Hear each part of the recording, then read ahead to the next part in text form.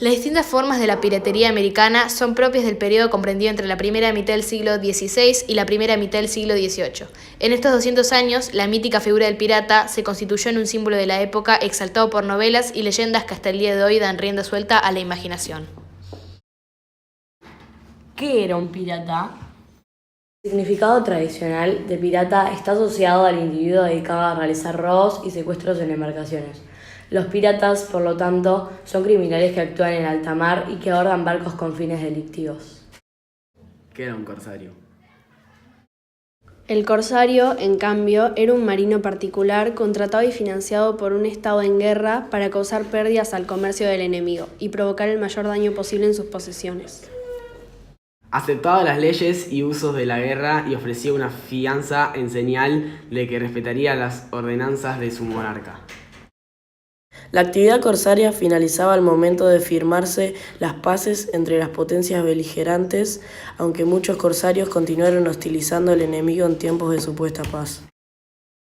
¿Cómo era la relación de los piratas con los corsarios? Una época en que los reyes utilizaron los corsarios para todo tipo de fines, guerras no declaradas, rescates, botines, etc. Gracias a ello se enriquecieron de una forma fácil y sin riesgos importantes.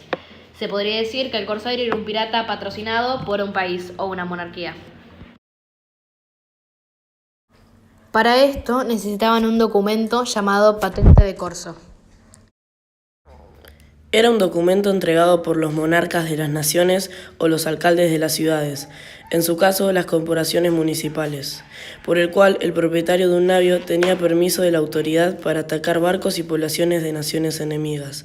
De esta forma, el propietario se convertía en parte de la marina del país o la ciudad expendedora. En cambio, los piratas no dependían de nadie, ni tenían que rendir cuentas a nadie. Por contra, no tenían la protección de ningún país y eran perseguidos por todos aquellos cuyos barcos habían sido atacados.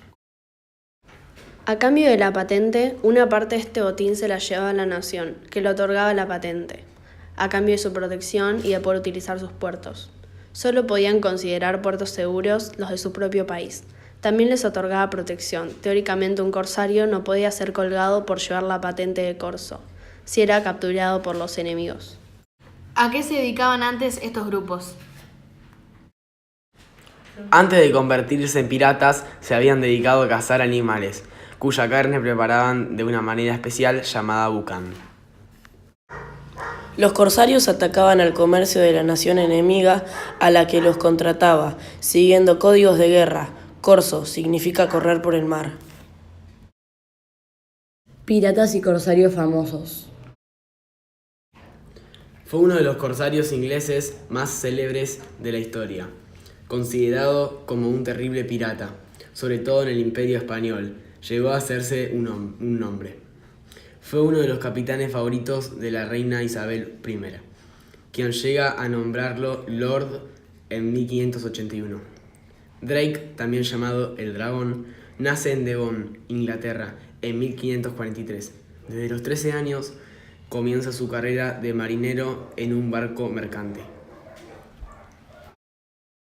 Va a ser corsario de Isabel I junto con su primo John Hawkins, también famoso marinero inglés. Con Hawkins, Drake va a adquirir la suficiente experiencia para comenzar a hacer sus propias incursiones. Adquirió gran popularidad después de haber saqueado varias ciudades en el Caribe, como fueron Santo Domingo en República Dominicana o Cartagena de Indias en Colombia. Edward Teach nace en Bristol en 1680. Desde muy joven se enrola en la Marina Real, participando en la Guerra de Sucesión Española, que ponía a Inglaterra junto con otras potencias a luchar contra los españoles y franceses. Cuando acaba la guerra, muchos marineros, entre ellos, deben abandonar la marina inglesa y buscarse la vida.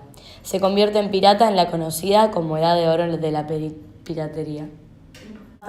Para dar miedo a los atacantes, en una época donde muchos eran supersticiosos, solía aparecer con un peculiar atuendo que resaltaba su gran altura. También se colocaba cerillas en su sombrero que con el humo causaban mucho terror entre sus enemigos. Conclusión final. En conclusión, lo que separaba a los corsarios de los piratas era la legalidad de sus actos. Los corsarios lo hacían de forma legal a través de las patentes de corso que eran otorgadas por los países y diferentes monarquías. Los piratas Por otro lado, lo hacían de forma ilegal, atacando cualquier barco sin una orden previa.